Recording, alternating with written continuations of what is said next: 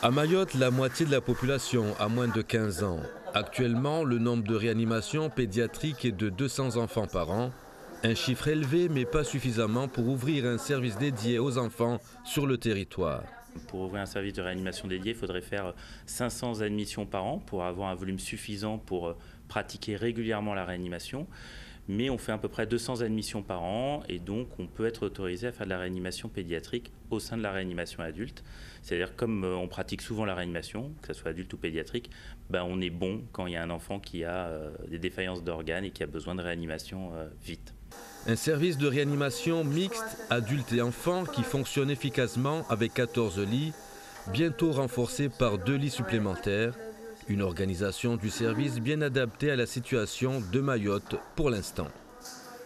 Je vais donner un exemple tout simple. Il y a une technique qu'on appelle l'épuration extra-rénale. Dans des services de réanimation spécialisés, comme à Paris ou à Lyon, ils vont utiliser cette technique à peu près 15 fois par an. C'est une technique qu'on n'utilise pas beaucoup chez l'enfant. Or, parfois, c'est vital. Dans un service adulte, on utilise cette technique à peu près 300 à 400 fois par an.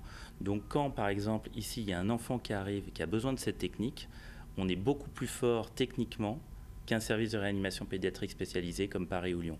C'est-à-dire qu'à un moment, quand on dit on va brancher cette machine sur un enfant, ici, nous, on va mettre 20 minutes à brancher cette machine.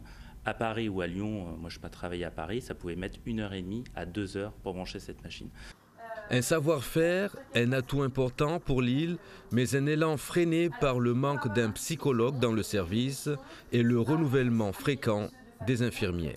Il y a un manque d'attractivité, je pense, pour les infirmières, ça n'engage que moi, et du coup on a un turnover qui est important, c'est-à-dire que les infirmières vont rester 1 an en réanimation, puis ensuite vont s'en aller, et ça, avant qu'une infirmière soit vraiment formée à la réanimation, il faut mettre 6 mois à la former.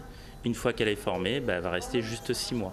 Et après, il faut recommencer. Ça, c'est le gros problème à Mayotte, c'est vraiment ce turnover important. Et si on arrivait à résoudre ce turnover important, je pense qu'on gagnerait encore en efficacité sur la réanimation pédiatrique à Mayotte. Des réanimateurs pédiatriques chez les adultes est un échange de compétences à soutenir encore, en attendant un volume suffisant pour ouvrir un service dédié entièrement aux enfants dans quelques années.